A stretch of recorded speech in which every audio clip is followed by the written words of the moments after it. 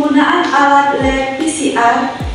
Tugas ini dibuat untuk memenuhi praktik dari teknik analisa biologi molekuler dengan dosen pengempu Ibu Bunga Anggraini SSIM UNED. Kelompok ini beranggotakan yaitu saya sendiri, Dewi Mairani, dengan NIM 2326002, dan di samping saya ada rekan saya Putri Meridasari dengan NIM 232600006. Saya Sylvia Irawati dengan NIM 232600007. Saya Nadia Rabi Latifah dengan NIM 232600004. Selamat menyaksikan video dari kelompok kami.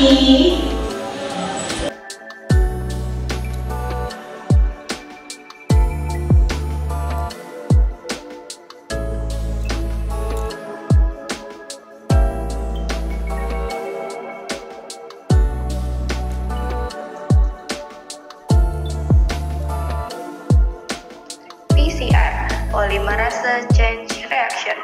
Fungsinya ialah 1. Menggandakan bagian tertentu dari DNA.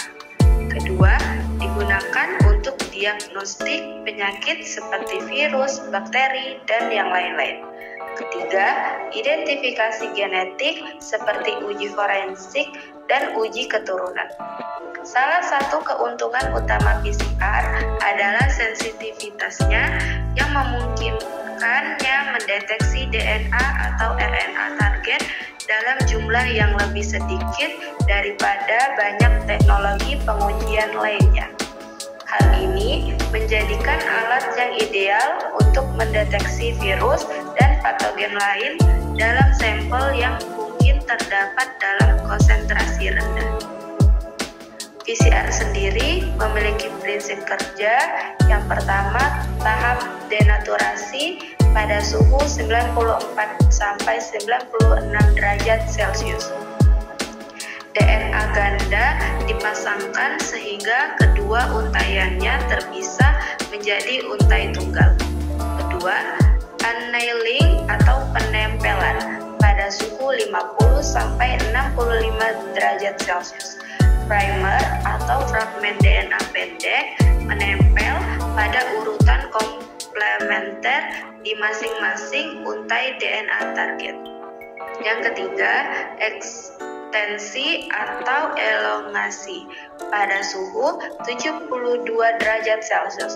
Enzim Taq polimerase memanjangkan primer dengan menambahkan nukleotida atau DNTP dan menyintesis untai DNA baru.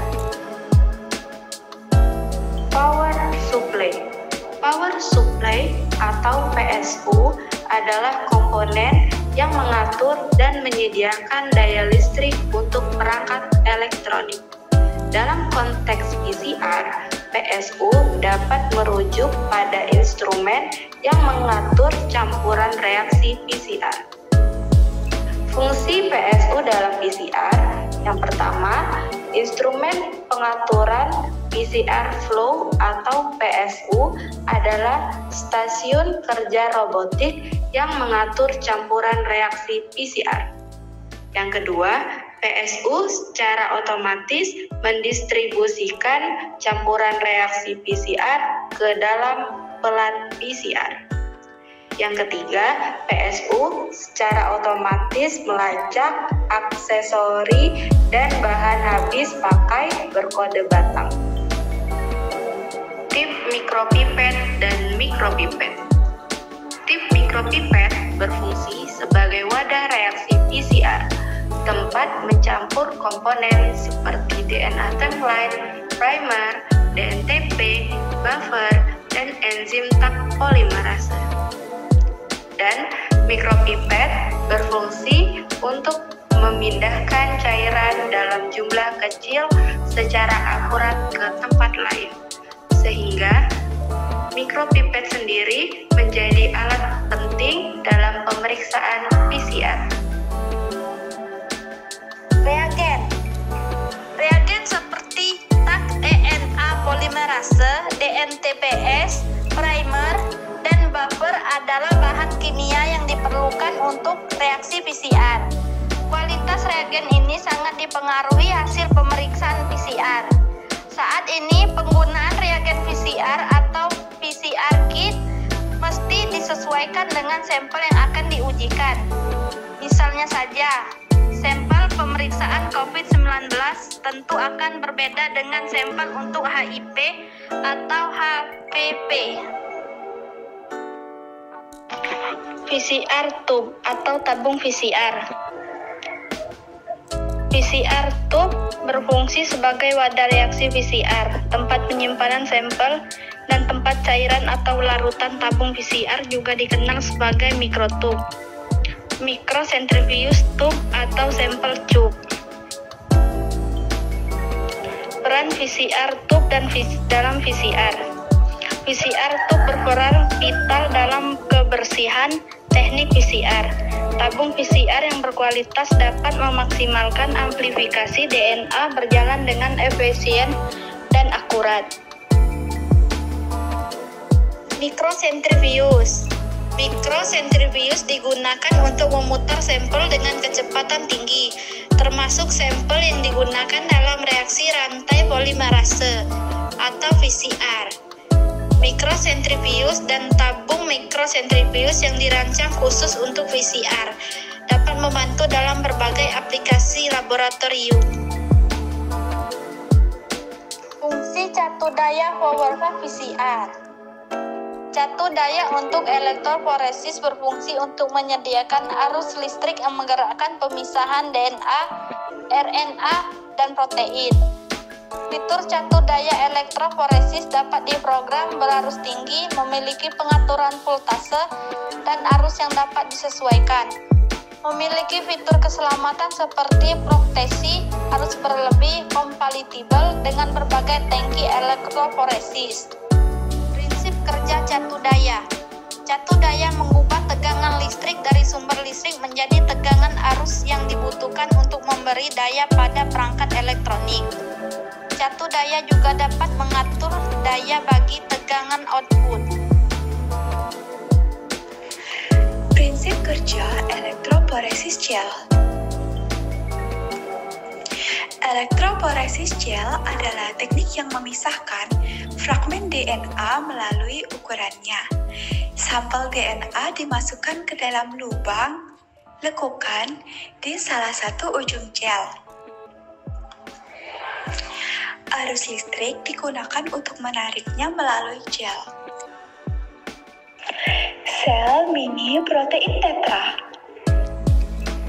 Sel mini protein tetra adalah sistem elektroforesis gel poliakrilamida vertikal yang berfungsi untuk memisahkan campuran protein atau DNA.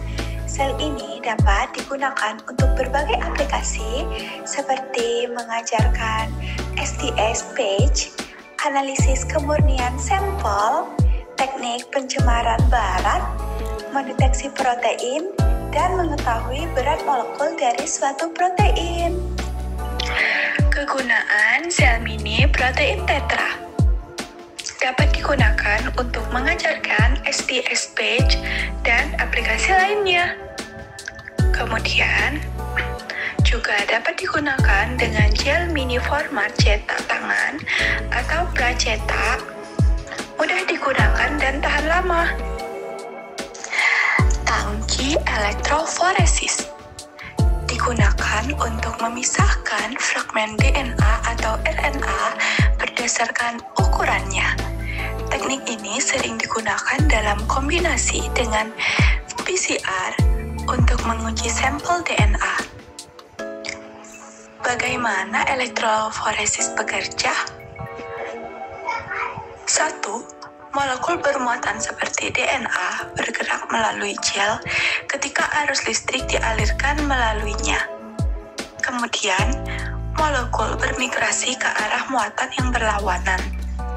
Molekul yang lebih kecil bermigrasi lebih cepat dan bergerak lebih jauh. Pita yang dihasilkan dapat divisualisasikan menggunakan sinar UV ultraviolet. Berikut ada bagian-bagian utama elektroforesis gel yang meliputi Yang pertama, gel, fase diam yang berfungsi menyaring objek yang akan dipisahkan. Yang kedua, kotak gel, tempat gel agaros direndam dalam buffer yang mengalir. Yang ketiga, tangki gel, tempat gel ditempatkan dan sampel dimuat. Yang keempat, catu daya, memberikan arus listrik yang menarik sampel melalui gel.